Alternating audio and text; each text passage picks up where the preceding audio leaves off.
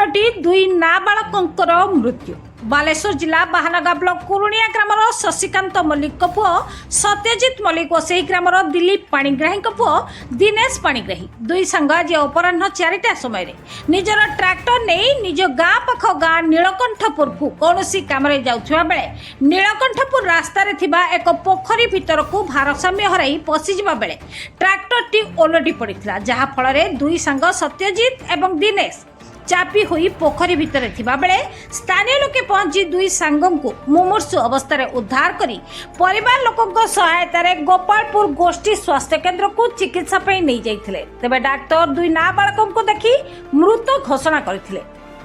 घटना बाबद गोपालपुर थाना पुलिस खबर पाई गोपालपुर थाना अधिकारी अशोक कुमार बारी घटनास्थल में पहुंचा सहित घटनार तदंत जारी रखा सह अपमृत्यु मामला रुजु कर शव व्यवच्छेद पर जिला चिकित्सालय को पठाइथिबार जणाଯାଇଛି।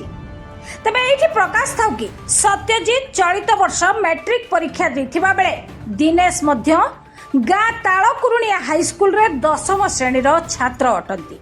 तेबे एपरी अकाल मृत्यु घटिथिबा नै डाक्तरखाना परिसर रे उभय परिवार लोकंकर छाती फटा कांद और चित्कार दृश्य अत्यंत दुखदायक परिवेश सृष्टि करथिबा बेले स्थानीय अंचल रे शोकर छाया खेली जाइछि।